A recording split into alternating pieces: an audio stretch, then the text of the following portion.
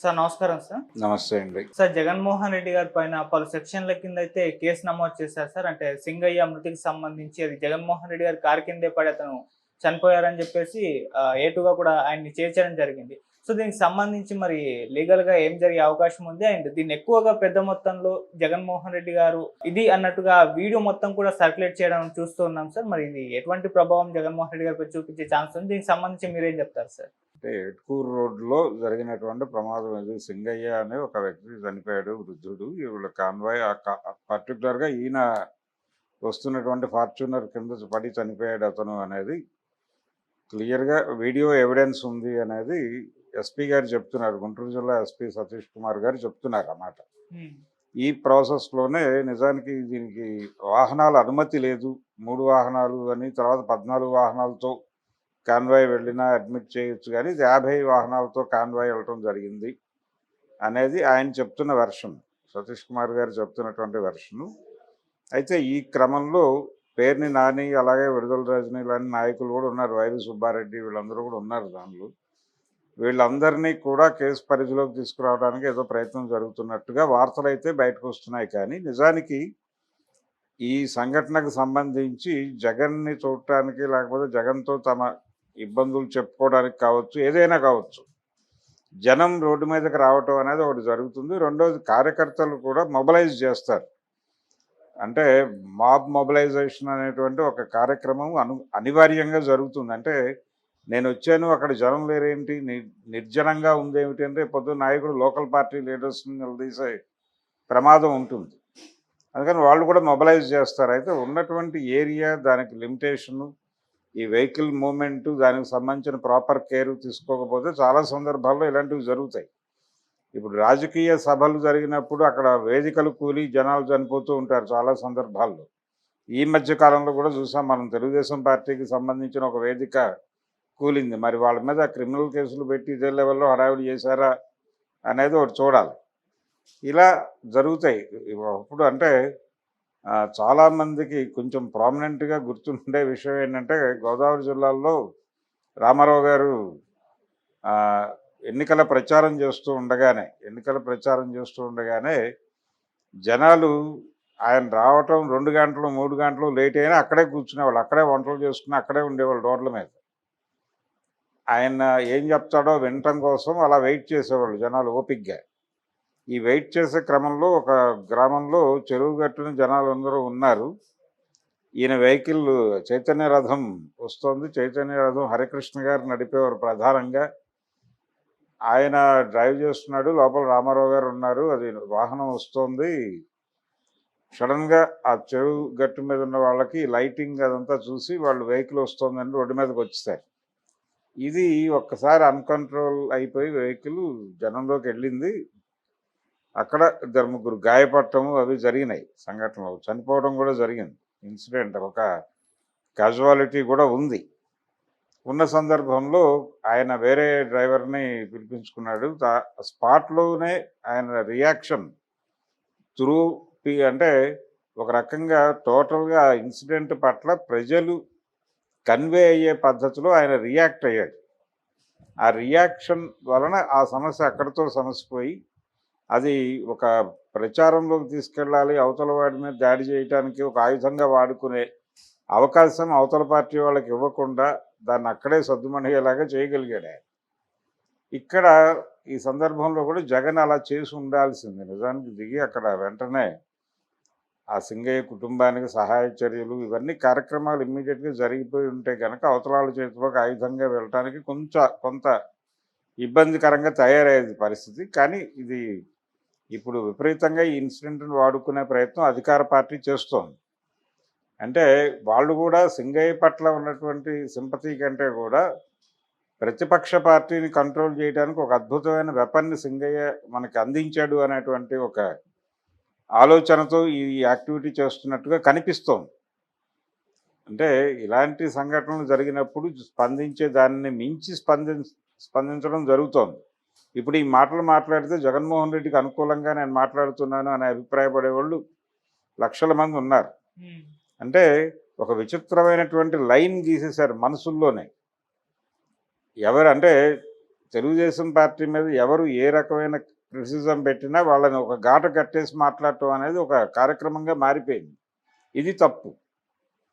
ఈ ధోరణి తప్పు. ఈ ఘాటను కట్టేసి మాట్లాడటం అనే ధోరణిని విపరీతంగా ప్రమోట్ చేస్తోంది తెలుగుదేశం పార్టీ. అందులో భాగంగా ఈ ఇన్సిడెంట్ని విపరీతంగా ప్రచారంలో పెట్టగలిగారు. ఆ వీడియోలు ఇవన్నీ కూడా పబ్లిక్ డొమైన్లో విపరీతంగా సర్క్యులేట్ చేస్తున్నారు.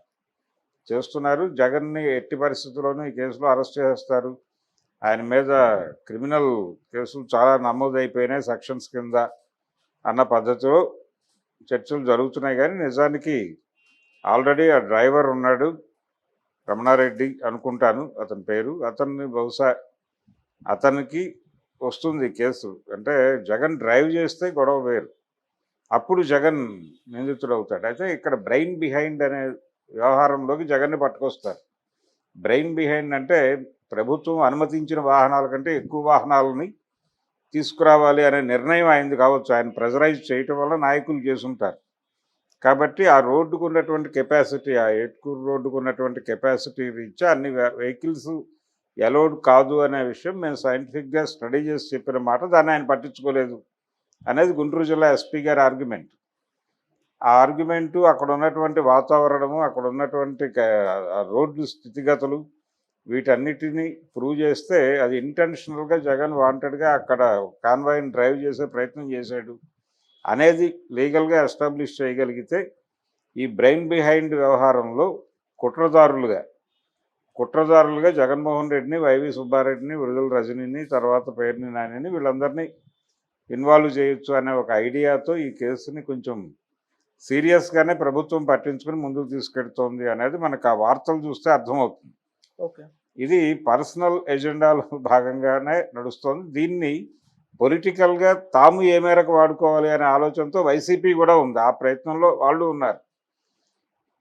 వీళ్ళు దాన్ని ఎలా వాడుకుని జగన్ని కంట్రోల్లో తెచ్చుకోవాలనే ప్రోగ్రాంలో వీళ్ళు నిమగ్నమై ఉన్నారు. మధ్యలో ఆ చనిపోయినటువంటి సింగయ్యకి ఏం జరుగుతుందో, ఆ కుటుంబానికి ఏమన్నా ఉపయోగపడుతున్నారా వీళ్ళు కానీ వాళ్ళు కానీ అనే దాని మీద మీడియా కూడా ఫోకస్ పెట్టట్లా.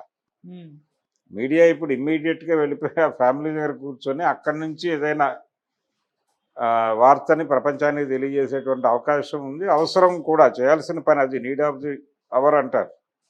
ఆ నీడ్ ఆఫ్ ది అవర్ వదిలిపెట్టేసి ఇంకేదో చేస్తున్నారు హడావిడి. ఇక్కడ వీళ్ళిద్దరి మధ్య ఈ కేసు ఎలాంటి పరిణామాలకు దారితీస్తుంది, జగన్ అరెస్ట్ అయిపోతాడా లేకపోతే ఏం జరుగుతుంది? చివరికి మొన్న ఏదో కేసులో మీడియాలో సాక్షి ఛానల్లో వచ్చినటువంటి గెస్ట్ ఏదో మాట్లాడిన దానికి యాంకర్ అయినటువంటి శ్రీనివాసరావుని కొమ్మినేనిని తీసుకెళ్లి జైల్లో పెట్టడం, ఇలా జరుగుతున్నప్పుడు దీనికి ఈ అవకాశాన్ని ఇంకెంత అద్భుతంగా వినియోగించుకుంటుంది అధికార పార్టీ అని చెప్పి ఆ ధోరణిలో ఆలోచించేలాగా ప్రేరేపించటం, ఇది చేస్తున్నారు బయట ఉన్నటువంటి ట్రోల్ గ్యాంగ్స్, ఇతర గ్యాంగ్స్. అంటే పబ్లిక్ ఒపీనియన్ని బిల్డ్ చేసేటువంటి ఆర్గనైజేషన్స్ చాలా పొలిటికల్ పార్టీలకి ఏజెన్సీలుగా పనిచేస్తున్నాయి. ఈ ఏజెన్సీలన్నీ ఈ పనే చేస్తున్నాయి. ఇప్పుడు పబ్లిక్ మూడుని జగన్కి వ్యతిరేకంగా మలచడానికి ఏం చేయాలో ఆ కార్యక్రమాలన్నీ విజయవంతంగా చేసేస్తున్నారు. కౌంటర్ అటాక్ ఇవ్వడానికి వాళ్ళ గ్రూపులు ప్రయత్నం చేస్తున్నాయి సీరియస్గా. వాళ్ళు ఇవన్నీ పట్టుకొస్తున్నారు నెమ్మదిగా డొమైన్లోకి. ఏది రామారావు గారి చైతన్య రస ప్రమాదం దగ్గర నుంచి మొదలుపెట్టి వాళ్ళు కూడా వాళ్ళ పద్ధతిలో వాళ్ళు ఎస్టాబ్లిష్ చేస్తున్నారు కొన్ని ఇన్సిడెంట్లు తీసుకుని. ఇక్కడ డ్రైవర్ జగన్ కాదు కాబట్టి అనేది ఒక అడ్వాంటేజ్ పొజిషన్లోనే ఉన్నారు వైసీపీ వాళ్ళు. అయితే బ్రెయిన్ బిహైండ్గా జగన్ని ఎస్టాబ్లిష్ చేసే ప్రయత్నంలో గవర్నమెంట్ నిమగ్నమై ఉంది. దాంతోపాటు ఇంకో నలుగురు పేర్లు పెడితే దానికి స్ట్రెంగ్త్ పెరుగుతుంది, కేసుకి అది నిలబడుతుంది అనే ఉద్దేశంతో వాళ్ళు ఉన్నారు. కానీ చూడాలి అది ఎంతవరకు నిలబడుతుంది. జగన్ అరెస్ట్ అయిపోతాడని కూడా జనాలు మాట్లాడేసుకుంటున్నారు. అయిపోయింది, 307 కాదు 302 కింద బుక్ చేస్తారన్న పద్ధతిలో జనాల్లో ఒక చర్చ ఉంది. ఈ చర్చలు ప్రేరేపించే పద్ధతిలో వార్తలు సర్క్యులేట్ అవుతున్నాయి. కేసులు ఫ్రేమ్ అయినాయి, సెక్షన్స్ పెట్టేశారు, అయిపోయింది. వాళ్ళు అంటే ఎఫ్ఐఆర్ అనేది చేసి తీరాల్సిన అగత్యం ఉంటుంది కాబట్టి చేశారు. ఎస్పీ గారు ఫుటేజ్ ఉందని చెప్తున్నాడు సీరియస్గా. అంటే ఈయనకు సంబంధించినటువంటి, ఈయన వాడుతున్నటువంటి వెహికల్కి సంబంధించిన ఆనవాళ్ళే ఉన్నాయి అక్కడ, దానికి సంబంధించిన వీడియో ఎవిడెన్స్ ఉంది అంటున్నాడు. కాబట్టి ఒకవేళ ప్రూవ్ అయితే డ్రైవర్ పోతాడు. బ్రెయిన్ బిహైండ్ అన్నప్పుడు జగన్మోహన్ రెడ్డి గారికి కూడా అట్రాక్ట్ అవుతుంది. కానీ ఏ మేరకు దాన్ని ప్రూవ్ చేయగలరు అనేది చూడాలి. దాన్ని ఎస్టాబ్లిష్ చేయడానికి వీళ్ళ దగ్గర ఉన్నటువంటి ఆధారాలని కోర్టు ఆధారాలుగా గుర్తిస్తుందా లేదా అనేది చూడాలి. ఓకే.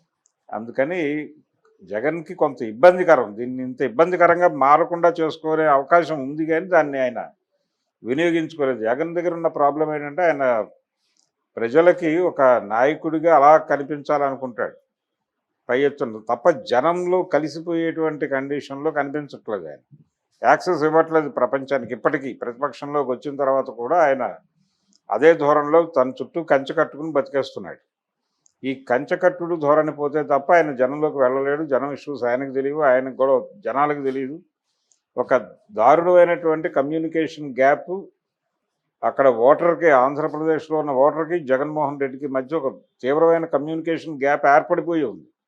ఆ గ్యాప్ను తొలగించుకోవడానికి ఏ రకమైన ఎఫర్ట్లు జరగట్లేదు. అది జరగనంత కాలం వీళ్ళు ఇష్టం వచ్చినట్టు ఆడుకుంటారు.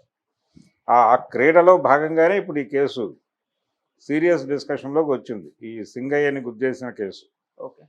చూడాలంటే గుంటూరు ఎస్పీ గారు ఈ కేసును ఎలాగైనా లీగల్గా నిలబెట్టేటువంటి ప్రయత్నం అయితే సీరియస్గా చేస్తున్నాడు. ఆ సర్కమ్స్టెన్సెస్ అవన్నీ రీబిల్డ్ చేసి ప్రపంచం ముందు ఓ చిత్రాన్ని ఆవిష్కరించే ప్రయత్నం అయితే ఆయన చాలా కాన్షియస్గా చేస్తున్నాడు. దానికోసం చాలా మ్యాన్ పవర్ను కూడా కేటాయించాడు. చూడాలి ఎట్లా ఎస్టాబ్లిష్ అవుతుంది కేసు, లీగల్గా ఏ మేరకు జగన్ని బైండ్ ఓవర్ చేయగలరు అనేది చూడాలి. సార్, దీనిపైన జగన్మోహన్ రెడ్డి గారు కూడా నిన్న ప్రెస్ మీట్ పెట్టి మాట్లాడారు. అందులో 3 అంశాలు అయితే లేవదీశారు. ఒకటి ఏంటంటే భద్రత సరిగ్గా ఇవ్వట్లేదు ప్రభుత్వం. ఇక్కడ కూడా అదే కనిపిస్తుంది. ఆ కారు చుట్టూ ఒక థ్రెడ్ ఉండాలి, ఎవరు జనాలు కారు దగ్గరికి రాకూడదు, ఆ రకమైన భద్రత ఎటువంటి ఇవ్వలేదని ఒకటి లేవదీశారు. రెండవది ఏంటంటే ఇది ఈ స్థాయిలో మీడియాలో ఇంత ప్రొజెక్ట్ చేస్తున్నారు, కేవలం వ్యక్తిత్వ హననం చేసేందుకే, నా క్యారెక్టర్ ఇది అన్నట్టుగా ప్రొజెక్ట్ చేసేందుకే జరుగుతుందని రెండవది. మూడోది ఏంటంటే టీడీపీలో అంతకుముందు క్యాంపెయిన్లు చేసినప్పుడు ఇటువంటి జరగలేదు, అప్పుడు వాళ్ళు ఏం చేస్తారని క్వశ్చన్ చేశారు. ఈ రకంగా అదే 3 ఇవే జరుగుతాయి, ఇవే మాట్లాడతాడు ఆయన. అయితే దానిలో కీలకమైన అంశం ఏంటంటే సెక్యూరిటీ ప్రొవైడ్ చేయలేదు అనే దగ్గర ఈయన ఆర్గ్యుమెంట్ నిలబడే అవకాశాలు తక్కువ. ఎందుకంటే మేము ఆ రోడ్డుకు ఉన్నటువంటి పరిమితి రీత్యా ఇన్ని వాహనాలే అలో చేస్తామని చెప్పామని ఆయన చెప్తున్నాడు గుంటూరు ఎస్పీ. అది ఇన్ రిటర్న్ ఇచ్చి ఉంటారు. ఆ ఇన్ రిటర్న్ లెటర్ ఆయన పట్టుకొస్తే ఈయన ఆర్గ్యుమెంట్ గాలిలో కలిసిపోతుంది, జగన్మోహన్ రెడ్డి ఆర్గ్యుమెంట్. రెండోది జనాల్ని కట్టడి చేయడానికి తాళ్ళు కట్టాలి అనేటువంటి అభిప్రాయం వ్యక్తం చేశాడు ఆయన. తాళ్ళు మీ పార్టీ వాళ్ళు కూడా కట్టొచ్చు కదా, ప్రోగ్రామ్ మీది అన్నప్పుడు మీరు పెడుతున్నారు జనంలోకి. అక్కడ ఒక విగ్రహావిష్కరణకి వెళ్ళాడు ఆయన. ఆ విగ్రహావిష్కరణ ఆ విగ్రహంలో ఉన్నటువంటి నాయకుడి క్యారెక్టర్ మీద అక్కడ గొడవ ఉంది. అతను ఏం చేశాడు, ఎలా చనిపోయాడు అనే దానికి సంబంధించి అతని చరిత్రకు సంబంధించిన ఒక వివాదం నడుస్తోంది అక్కడ. ఈ వివాదం నడుస్తున్న టైంలో ఈయన అక్కడ ఆ విగ్రహావిష్కరణకి వెళ్ళాడు కాన్షియస్గా. వెళ్ళినప్పుడు వీళ్ళు కదా ఏర్పాట్లు చేసుకోవాల్సింది. ఎవరైతే ఆ విగ్రహావిష్కరణ కమిటీ ఏదో ఉందో ఆ కమిటీ అనేది ఏర్పాట్లను పర్యవేక్షించాలిగా. జగన్ వచ్చినప్పుడు కట్టడి చేయాలి, ఇట్లా కొన్ని బ్యారికేట్లు పెట్టాలి, ఇవన్నీ వాళ్ళు డిజైన్ చేసుకోవాలి కదా. ప్రభుత్వ కార్యక్రమం అయితే వాళ్ళు చేస్తారు. ఎంతమందిని మొబలైజ్ చేస్తున్నారు అనే దానికి సంబంధించి పోలీసులకి ఏముంటుంది అంచనా లేదు. వీళ్ళు ఇన్ రిటర్న్ పోలీసులు ఏమైనా కోరారా భద్రత కల్పించమని? వీళ్ళ లెటర్ పక్కన పడేసి వాళ్ళు ఏమన్నా వ్యవహరించారా? అది కాదు కదా జరిగింది. కాబట్టి ఏకోన్ముఖంగా ప్రభుత్వం మీద దాడి చేయటం, యాక్టివ్ అపోజిషన్ అనిపించుకుంటుంది అనే భ్రమలో జగన్మోహన్ రెడ్డి ఉన్నాడు. అది అందులోంచి బయట రావాలి. అది చంద్రబాబు నాయుడు గారి జబ్బు. ఆ జబ్బును మీరు వంట పట్టించుకుని మీరు ఇష్టం వచ్చినట్టు బిహేవ్ చేస్తే మారిన పరిస్థితుల్లో మారిన ఎత్తుగడలతో వెళ్ళాలి. మారిన సమాజంలో మారని, అంటే ఎప్పుడూ ఆయన వాడాడు, సక్సెస్ అయ్యాడు కాబట్టి అదే పట్టుకొచ్చి నేను ఇప్పుడు కూడా వాడతానంటే కుదరదు కదా. మారిన సమాజంలో సర్కమ్స్టెన్స్ని బట్టి మీ వ్యూహాలు, ఎత్తుగడలు మారాలి. అలా మారినప్పుడు మాత్రమే పబ్లిక్తో మీరు కనెక్ట్ అయి ఉంటారు. అది మర్చిపోయి బిహేవ్ చేస్తున్నాడు అతను. కొంచెం దూకుడుతనము ఇలాంటివి మొన్న ఆ విషయంలో కూడా అలాగే చేశాడు ఆయన. ఒక ప్రెస్ మీట్ పెట్టి ఈ రపరప అనేటువంటి పుష్ప డైలాగుని ఆయన 100 సార్లు జనాలతో ఇదే ఏ జాతర అని అడగటం, ఇదంతా అంటే చేయాల్సిన పని చెయ్యాలి. ప్రతిపక్షంగా తను చేయవలసిన పని క్షేత్రంలో ఉండి చేయాలి. ఈ ప్రెస్ మీట్లు, వెటకారాలు ఇవి కలిగించేటువంటి ప్రభావం కన్నా కూడా గ్రౌండ్లో మీరు చేస్తున్న పనే మిమ్మల్ని నిలబెడుతుంది. ఆ గ్రౌండ్లో చేయాల్సిన పని వదిలిపెట్టేసి ఈ వ్యవహారాలన్నీ చేస్తున్నాడు ఆయన. ఒక సినిమా స్క్రీన్ ప్లేలో ఏమాత్రం ప్రాపర్ ల్యాండింగ్తో పాటు కథని ఎక్కడ లేపుతున్నాడు, ఎక్కడ దించుతున్నాడు, దీనికి సంబంధించి ఒక క్లారిటీ ఉండాలి స్క్రిప్ట్ రైటర్గా. క్లారిటీ మిస్ అయితే సినిమా ఎంత గందరగోళంగా ఉంటుందో అంత గందరగోళంగా ఉంది జగన్మోహన్ రెడ్డి గారి గొడవ. ముందు దానిలో నుంచి బయటకు రావాలి ఆయన. బయటకు వచ్చి ఒక ప్రాపర్ పద్ధతిలో వెళ్ళగలిగితే తగ్గాల్సిన చోట తగ్గాలి. జనం ముందు పూర్తిగా సరెండర్ అయిపోయి ఓవర్ యాక్షన్ చేయాల్సి వస్తుంది, చేయాలి కూడా. యాక్షన్ మాత్రమే కదా, స్పందన రికార్డ్ అవుతుంది కదా. ఆయన స్పందన రికార్డ్ చేయటం అనేది ఆయన బాధ్యత జనం సమక్షంలో. చంద్రబాబు నాయుడుకి కాదు, మీ ఎమోషన్స్ మీరు పోర్ట్రైట్ చేయాల్సింది చంద్రబాబుకో లేకపోతే మరొకళ్ళకో కాదు. ఇన్సిడెంట్ జరిగిన ప్రాంతపు ప్రజలు మీ గురించి ఏం మాట్లాడుకుంటారనే స్పృహ మీకు ఉండాలి. ఆ స్పృహ ఉండి వాళ్ళతో కనెక్ట్ అయ్యి వాళ్ళతో కలిసి ఆ సమస్యను పరిష్కరించడానికి అక్కడే ప్రయత్నం చేయాలి.